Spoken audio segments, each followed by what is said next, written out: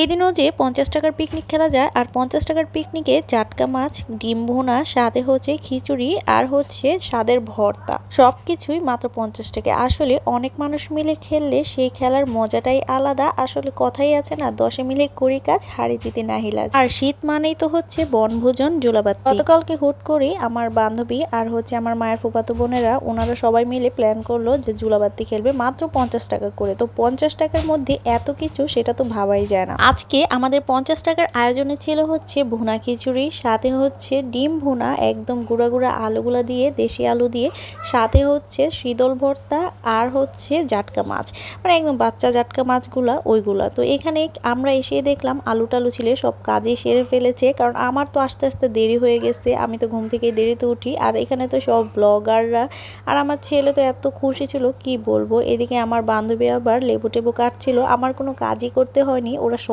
কাজ করছে। প্রত্যেকবার শীতের সময় যখনই বাবার বাড়িতে আসি তখনই বনভোজন তো খেলি। এই বনভোজনের উছিলায় সবাই কিন্তু একসাথে হই আর এই ক্ষেতের মধ্যে অনেক মজা করি। এমন গ্রামীণ মনোরম পরিবেশে বসে রান্না করা আর খাওয়ার মজাই কিন্তু অন্যরকম। দেখতে দেখতে কিন্তু আমাদের খিচুড়ি রান্নাটাও হয়ে গিয়েছে, আর এই সব রান্নাই করেছে হচ্ছে আমার মায়ের ফুফাতো বোন। এদিকে আমার বান্ধবী আবার আমাদের তিলের খাজা খাওয়াচ্ছিল, আর আমার ছেলেকে আবার একটা জুস কিনে দিল। ও বলতেছিল এতক্ষণ ধরে রোদে বসে আছিস, তাহলে তোদের জন্য কিছু কিনে নিয়ে আসি। ও আমাদেরকে এগুলো খাওয়ালো। তো এদিকে আবার কাজও চলছে, এখানে হচ্ছে মুরগি কষানো হচ্ছিল, মুরগি না সরি ডিম কষানো হচ্ছিল গুঁড়া গুঁড়া আলু দিয়ে। একদম কষানোটা দেখেই কিন্তু লোভ লাগছিল যে এত সুন্দর করে কষানো হয়েছে। তো এদিকে রান্না হচ্ছিল, আর এদিকে খিচুড়িটা আবার একটু উল্টায় পাল্টায় দেওয়া হচ্ছিল। খিচুড়ি কিন্তু নামায় দেওয়া হয়েছে, এখন একটু উল্টিয়ে পাল্টিয়ে দেওয়া হবে।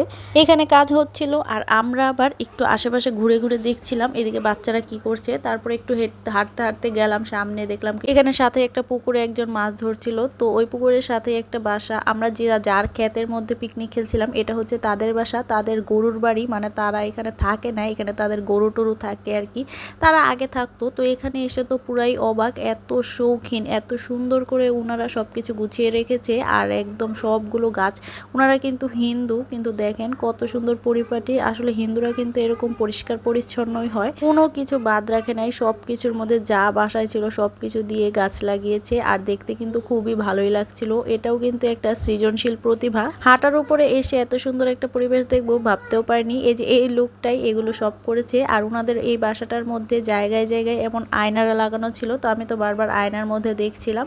আর এখানে সব গাছ। তো এই যে যাওয়ার আগে পুরো বাড়িটা দেখাই, দেখেন কত সুন্দর না বাড়িটা, একদম পুরো মনোরম পরিবেশ আর সুন্দর পরিষ্কার পরিচ্ছন্ন, কেউ বলতেই পারবে না এখানে যে গরু থাকে। এসে দেখলাম এখানে সব রান্না বান্না শেষ, আর এটা কিন্তু আমরা গোসল টোসল করে সবাই রেডি টেডি হয়ে চলে এসেছি, সবার হান্ডি পাতিল যার যা আছে সব নিয়ে।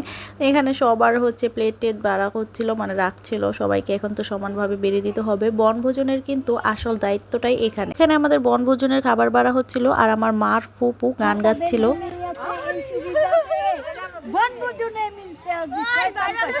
কেমন হয়েছে গানটা অবশ্যই জানাবেন, উনি খুব মজার মানুষ। এই যে সবাইকে বাটি দিয়ে বেড়ে বেড়ে দিচ্ছিল সমান ভাগে, আর আমার ছেলে এদিকে অনেক দুষ্টামি করছে, ও তো আমাকে প্রচুর জ্বালাইছে। এখন সবাইকে মাছগুলো দেওয়া হচ্ছিল, এই মাছগুলো কিন্তু খেতে ভালোই ছিল। তো 50 টাকা, এর থেকে বেশি আর কি। সবাই তো আশ্চর্য যে 50 টাকায় আমরা এত কিছু খেয়েছি। তো এখানে আবার এই যে ভর্তাটা দিচ্ছিল, শীতল ভর্তা, এই তো রেডি। এটা আরেকজনের বোল, তো উনারটা আমি আবার দেখাচ্ছিলাম। আর এদিকে এখন হচ্ছে ডিমটা বেড়ে দেওয়া হচ্ছিল। ডিমের কালারটা কি সুন্দর হয়েছে না, একদম খেতেও কিন্তু ভালোই হয়েছিল। যখন সবার বাড়াটারা শেষ, তখন আমরা সবাই বান্ধবীরা মিলে, তারপরে আমার মা, আমরা সবাই মিলে বসে একসাথে খাবার খেয়েছি। এভাবে খাওয়ার মজাই আলাদা, কিন্তু সবাই মিলে একদম ক্ষেতের মাঝখানে এভাবে চট বিছিয়ে তারপরে আমরা সবাই খেয়েছি।